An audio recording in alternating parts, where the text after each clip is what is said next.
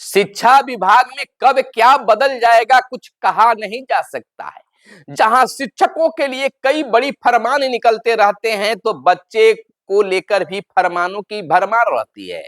बच्चों के लिए नियम भी बदलते रहते हैं। कभी कहा जाता है कि आपको समय पर किताबें दे दी जाएगी, तो कभी कहा जाता है कि सबको ड्रेस का पैसे स्थिति तक डाल दिया जाएगा। अब तो देखिए, नई गाइडलाइन के अनुसार, यानी कह सकते हैं नई नीति के अनुसार, बिहार के 25 लाख बच्चे बोर्ड की तर्ज पर देंगे 5वीं और 8वीं की परीक्षा।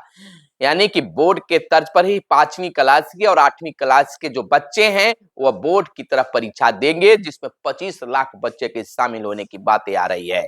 41,660 स्कूल हैं राज्य भर में पहली से 5वीं तक के लिए।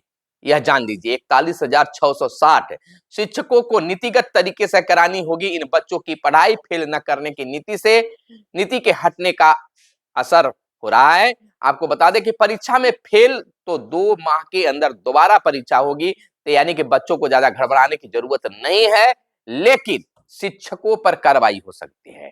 क्या एक और चीज आपको बता दें कि डिटेंशन पॉलिसी लाया गया है, तो डिटेंशन पॉलिसी क्या है इस पर भी हम चर्चा करेंगे, लेकिन उससे पहले परिचय हो जाए। मैं हूं आपके साथ सुनील बॉबी और आपको इस चैनल में स्वागत है। तमाम देखने वाले शिक्षकों से, अभिभावकों से कहना है कि इस चैनल पर अगर पहली बार आए हैं या अब तक चैनल को सब्सक्राइब नहीं किए हैं तो चैनल को सब्सक्राइब कर लीजिएगा, बेल आइकन को भी दबा दीजिएगा। अगर हमारे इस वीडियो को हमारे फेसबुक पेज पर देख रहे हैं तो फेसबुक पेज को भी फॉलो कर लीजिएगा, हमारे इंस्टाग्राम पेज को भी आप फॉलो कर सकते हैं। आपको बता दें कि बच्चों के लिए भी बड़ी फरमान शिक्षा विभाग समय समय पर लाती रहती है। नई शिक्षा नीति के अनुसार अब जो है 5वीं और 8वीं के बच्चों को, छात्रों को भी बोर्ड के तर्ज पर परीक्षा देनी होगी। बिहार के 25 लाख से भी अधिक बच्चों की परीक्षा 5वीं और 8वीं की होने जा रही है। यह शिक्षकों को भी टेंशन की बात है। आपको बता दें पूरी खबर को विस्तार से कि 5वीं और 8वीं में अध्ययनरत बिहार के करीब 25 लाख बच्चे की परीक्षा बोर्ड की तर्ज पर होने जा रही है।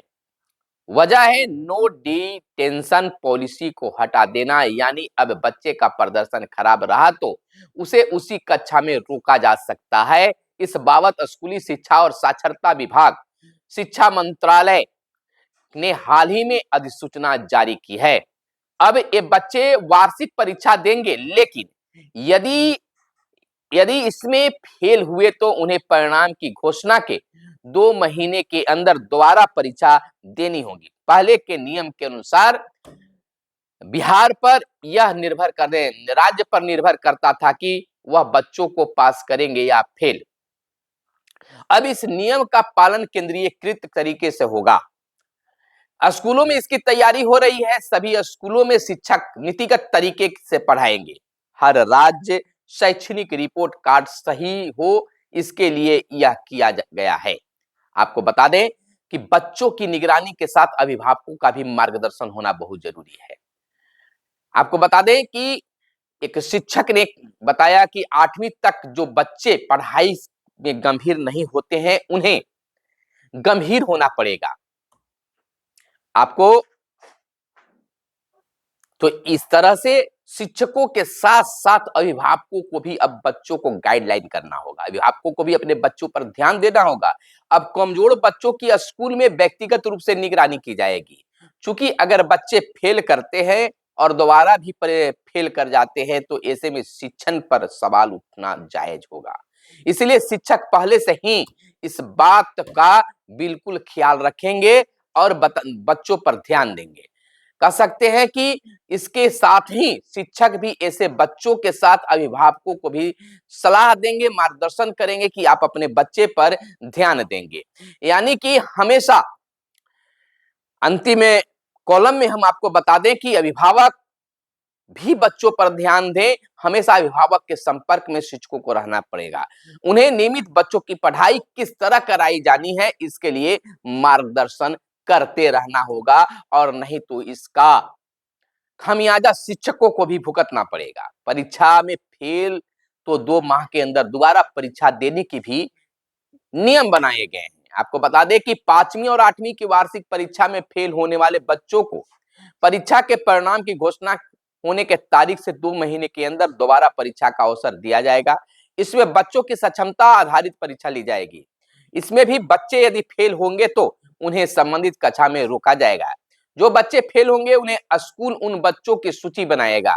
ऐसे बच्चों की प्रगति की निगरानी स्कूल की ओर से की जाएगी। फेल होने के बाद भी स्कूल की ओर से बच्चों को प्रारंभिक शिक्षा पूरी होने तक स्कूल से नहीं निकाला जाएगा। लेकिन फेल होने के बाद दोबारा तो मौका मिलेगा या फेल कर देने के बाद उसी कक्षा में रोका जाएगा, लेकिन स्कूल पर पाबंदी जरूर लगा दी जाएगी।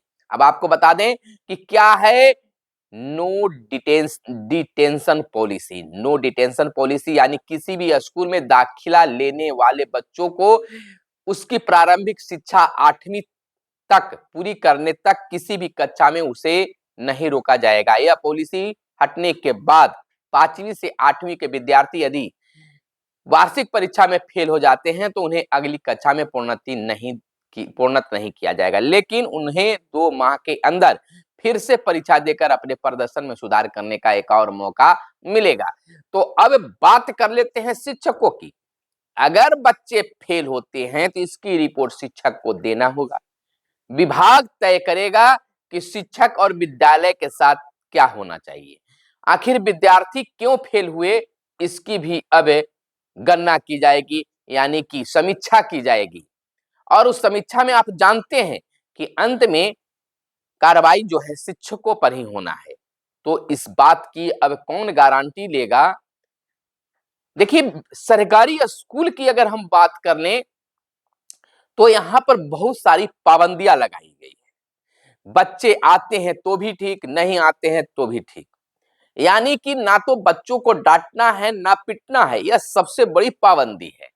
बच्चों का मन होता है तो विद्यालय आते हैं, नहीं मन हुआ तो नहीं आते हैं। अब कहिएगा एक सीधा सा शिक्षक मिल जाते, आरोप शिक्षकों पर मर दिया जाता है। देखिए, जब ग्रामीण क्षेत्र की अगर बात कर ले तो ग्रामीण क्षेत्र में अगर धन कटनी होती है तो उस समय अधिकाधिक बच्चे अपने अभिभावक को सहयोग के लिए घर पर रहते हैं, खेतों तक जाते हैं जहां विद्यालयों में बच्चों की उपस्थिति कम हो जाती है, या फिर रोपनी का समय होता है तो उस समय भी बच्चों की संख्या कम हो जाती है।